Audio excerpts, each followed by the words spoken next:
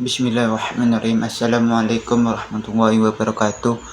Alhamdulillahirabbil alamin. Wassalatu wassalamu ala mursalin sayyidina Muhammad wa ala alihi washabihi ajmain. Amma ba'du. Salam takdim kepada pengasuh Pondok Pesantren Zainul Hasan Genggong, yakni Kiai Muhammad Hasan Mutawalli Allah MA Salam hormat kepada Rektor Universitas Zainul Hasan Genggong, Bapak Dr. Abdul Aziz Wahab BAMAG. Salam hormat kepada orang tua saya yang selalu mendukung dan mensupport saya, dan juga salam kepada teman-temanku yang senantiasa berjuang bersama. Perkenalkan, nama saya Noval, Prodi BAI semester 4, mempresentasikan peta konsep mata kuliah kiswah yang berjudul Bermazhab dan sistem bermazhab. Pengertian mazhab menurut bahasa berarti jalan, aliran, pendapat atau paham, sedangkan menurut istilah mazhab adalah metode dan hukum-hukum tentang sebagai macam masalah yang telah diakui, diyakini dan dipromosi oleh imam mujtahid. Jadi mazhab adalah memungkinkan pada jalan berpikir salah satu seseorang mujtahid dalam mengeluarkan hukum dari sumber Al-Quran dan hadis. Setiap orang Islam diwajibkan mempelajari ajaran agamanya dari memahami hukum-hukum yang ada dalam Al-Quran dan hadis. Namun ternyata tidak setiap orang mampu memahami dan mengamalkan isi kandungan dari dua sumber tersebut.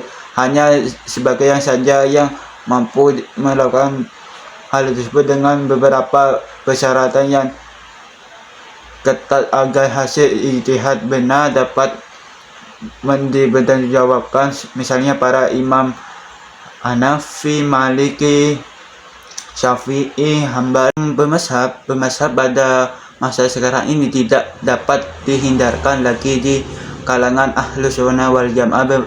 Bermazhab merupakan suatu pilihan yang dilakukan oleh setiap muslim yang tidak berstatus sebagai mujtahid mutlak. Pada dasarnya bermazhab tidak bertentangan dengan sistem ijtihad dan sistem taklid, tetapi justru untuk mengkombinasikan antara kedua sesuai dengan profesinya. Dalam pandangan Ahlus Sunnah wal Jamaah ada 4 mazhab yang dianggap mutawatir, yaitu merumuskan pokok-pokok pendirian mengenai mazhab dan bagaimana bermazhab itu. Adapun hasil keputusan tersebut, metode yang dilakukan oleh seseorang mujtahid dalam mengali atau istinbat ajaran atau hukuman Islam dari Al-Quran dan hadis. Yang keempat, akal ajaran Islam. Hasil istinbat seorang mujtahid bermazhab adalah memegang suatu mazhab. Bagi orang awam, bermazhab secara aulia. Bagi orang yang mempunyai perangkat keilmuan tetapi belum mendapatkan tingkat mujtahid.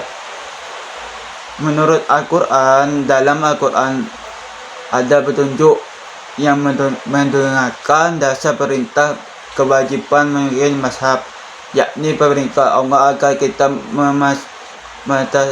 mentaati Allah dan Rasulnya serta aulia atau ulama adalah orang yang memimpin atau memberikan dan termasuk di dalam para ahli ilmu. Secara oleh khusus kita diberikan untuk mengikuti jalan pikiran para ulama, yakni